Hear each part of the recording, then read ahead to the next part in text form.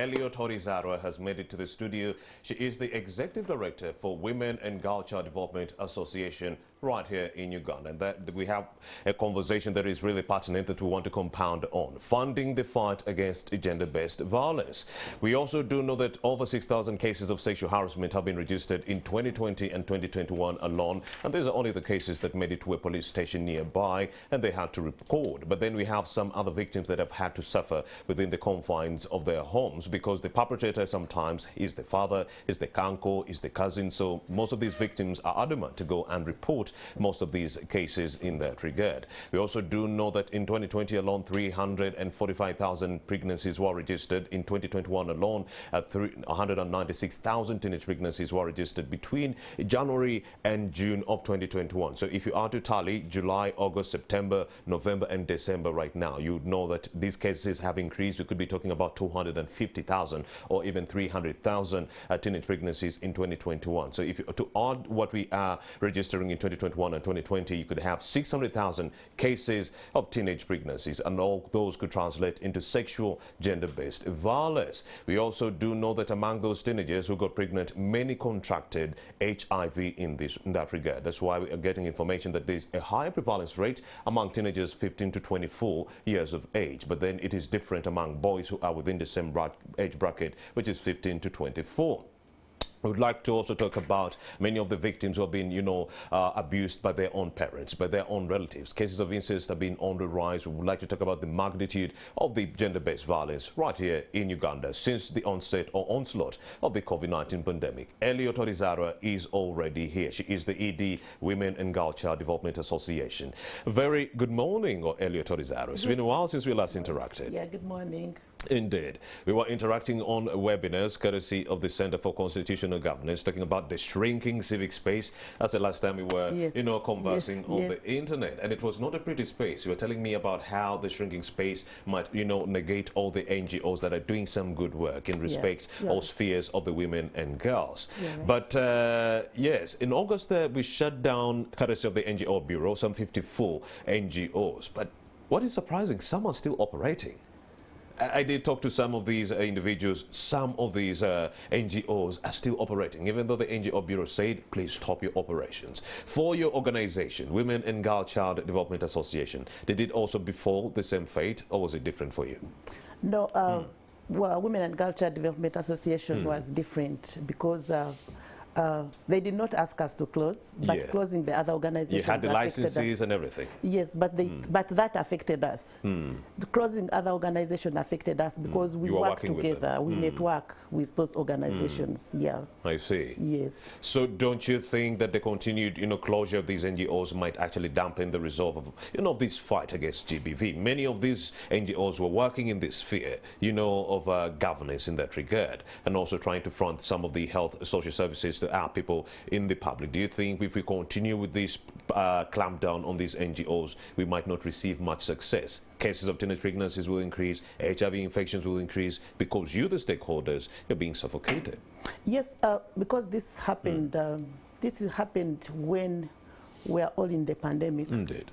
This was during the lockdown, and we did not expect this.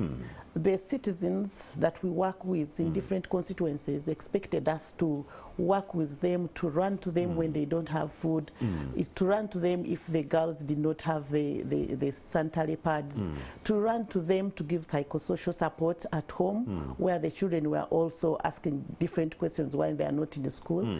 And definitely if we talk about the issue of locking down the organizations and then being in lockdown, it affected us so much because majority of the organization, and one in particular, the Uganda Women's Network, where they have different shelters in different regions of the country, where definitely the teenage girls run to and the women who are violated run to. It was a very big issue. And then where you find that different organizations, and maybe the organizations that are growing in terms of women rights, where they would run to the organizations that really work on human rights.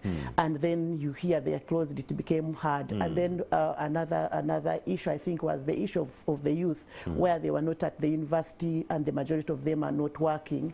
And then the organization that they ran to them, like the youth center, closed. Then it became a very big problem. Yes. Yeah, but some have continued to work in some form or way. I did interact with the Uganda Women's Network. That was last week, courtesy of Barefoot Law. We were having the same conversation. But largely for them, they were focusing on access to, you know, justice for these victims of gender-based violence. Largely we were interrogating the customary informal justice system and the formal system, and how both actually complement each other. But here you are, and you would like to talk about funding the fight against gender-based violence. But the biggest funder of NGOs, the Democratic Governance Facility, is still under shackles. Do you think moving forward with this kind of status quo taking center stage, we might be in a state of quagmire because our biggest funder is still being shut down? How has that affected your operations?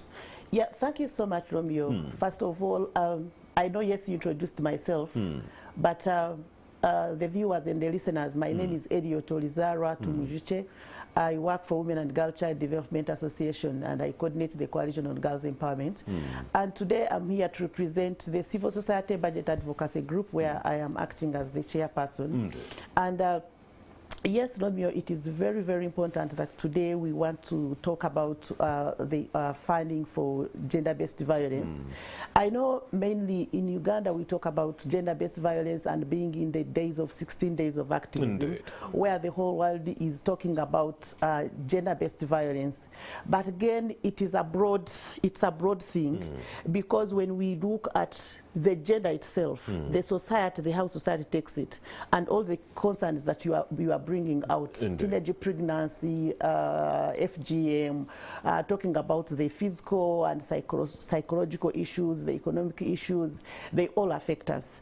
And definitely, I don't want to talk about the issue of, to broaden the issue of government definitely shrinking space for us. But I want to talk about the question that you raised of the democratic governance. Being shut I think I will start with myself. I believe the democratic governance one time asked, someone asked in the office, who is Edio Tolizarwa, because they found that all different organizations were bringing in resource persons, and then my name appeared. And my name appeared because I have worked with all these organizations. Let's say Civil Society Budget Advocacy Group, I usually come in to make sure that I put a perspective of gender and equity into the sectors, around the sectors. I have moved around, and integrating gender-based violence in different sectors has always been our mandate as Civil Society Budget Advocacy Group. And Budget Advocacy Group takes on Uganda Women's Network. It takes on Women and Girl Child Development Association. Yes, it takes on Institute for Social Transformation. It's all about 100 organizations coming into CSBAG as a coalition. I see. That really wants to make sure, it's the local DGF. You have said it right. That brings out different issues from different sectors that can be able to speak to the planning and budget of the government. I see. And the gender perspective that comes in with gender-based violence, with that link of DGF being locked out, being shut down, was a big blow. First of all, as an individual, if I start with myself, because I was a resource person for different organizations, and you hear there's no man at Uganda Women's Network, there's no man at Forum for Women Democracy, there's no man at CSBAG, there's no man at Uganda Debt Network. So it became hard for me, meaning that the organization that I work also got into problems, because the money that we work through this organization help other organizations that help other individuals. So it became a very big problem. And then talking about it, I'm talking about GBV being on rise, and during the time when a big DGF is closed down, also became a very big problem, because most of the shelters that the women rights run, and some of the big organizations that run like Action Aid, were also funded by DGF. Meaning that it becomes a problem. The mother is not working because she can't even sweep in that office. Then the support staff also suffer.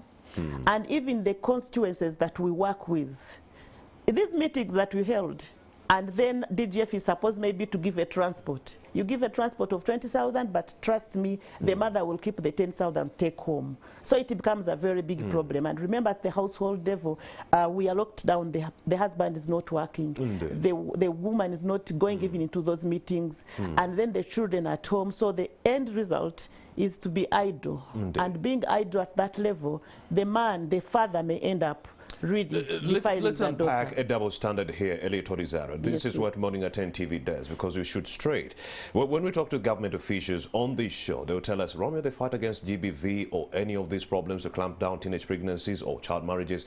You need a concerted effort. We need to come together. But largely the way they've acted, it's in a segregated manner. It seems like they want to sideline the NGOs that are working in this space. Don't you think they're actually shooting themselves in the legs? I think my take on this, Romeo, and from my own observation and experience, first of all, if you go to the local areas, I must say that I have done work in different districts, in different regions of this country. People seem to think that gender-based violence is higher in the north, of which it is true to some extent, but now it is escalating to different regions.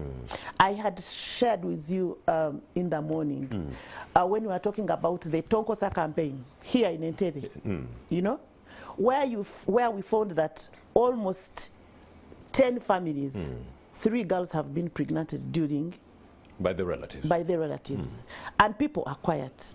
And if the relative tries to go to the local councillor, the local councillor has no say before he talks to the person who did the act. I see. Yes, because of the fear, because of the silence that people have been thinking. This that, person could be powerful and come back talking about GBV, talking about defilement and rape, and talking about incest becomes hard. It is supposed to be a family issue. But remember, things have changed.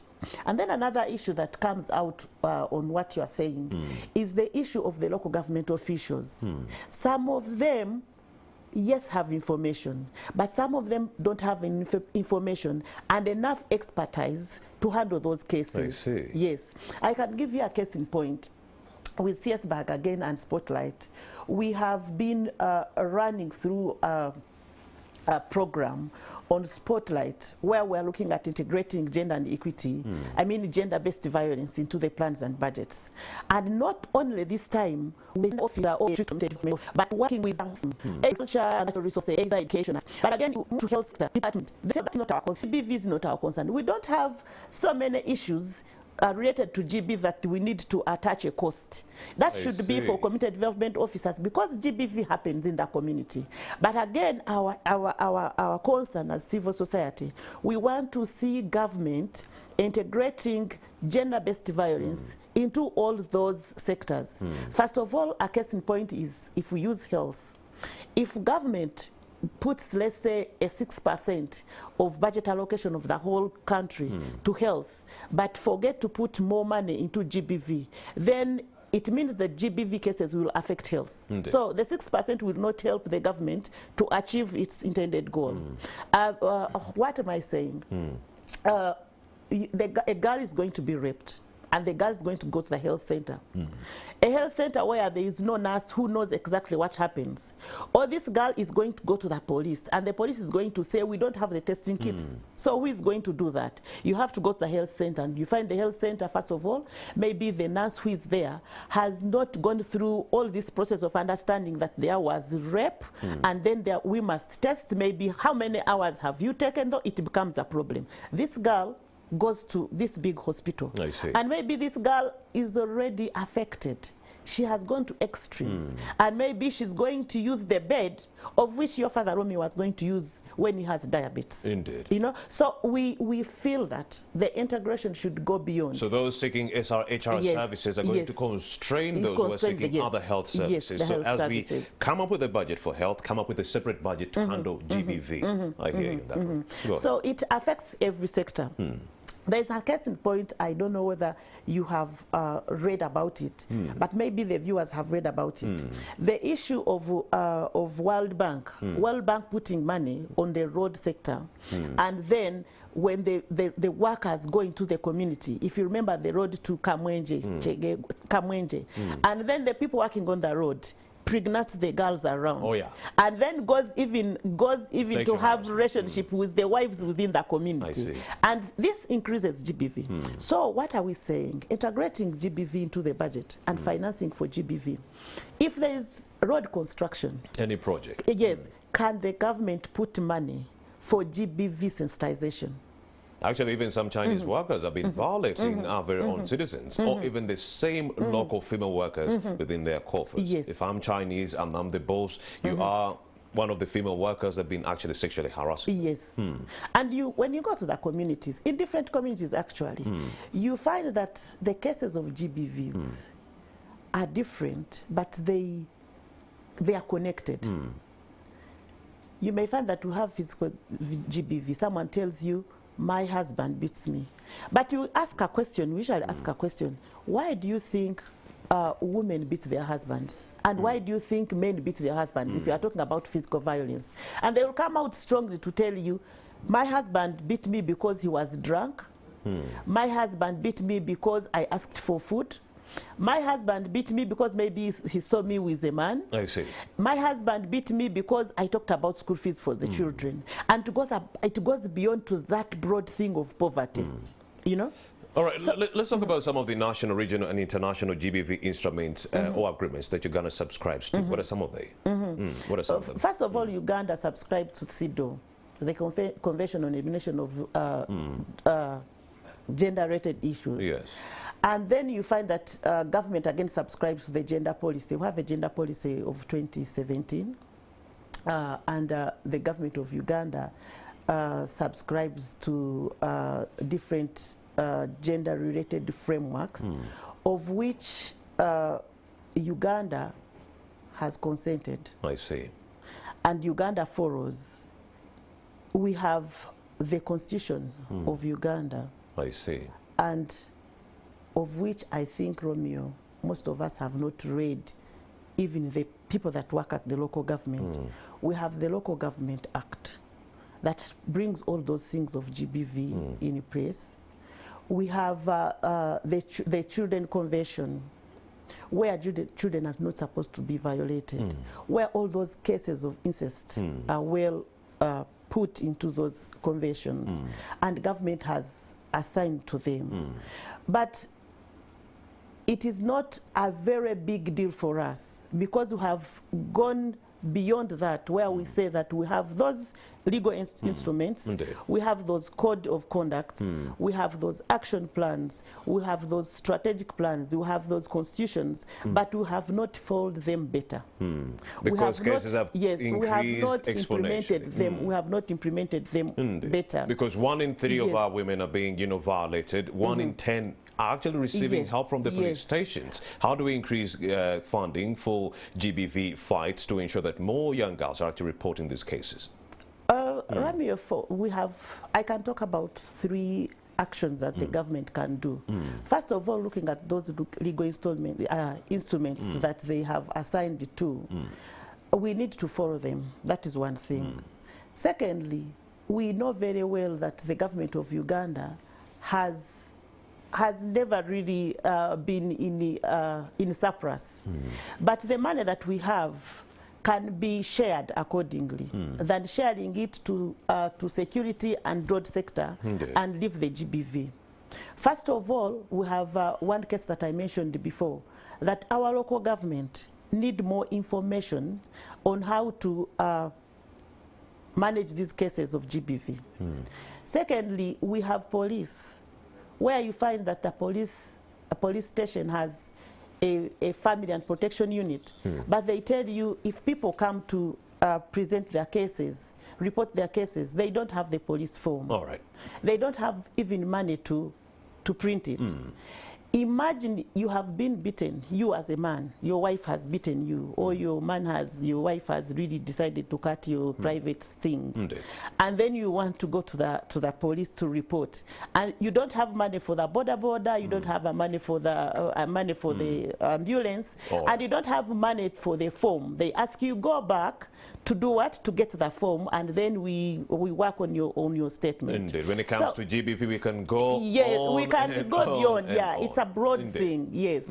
So the reason why we are saying that integrating GBV into the budget for us, the government, to look at those gaps. You know, can the community development officer, can the district community development officer have transport to run to the communities and find out what is happening?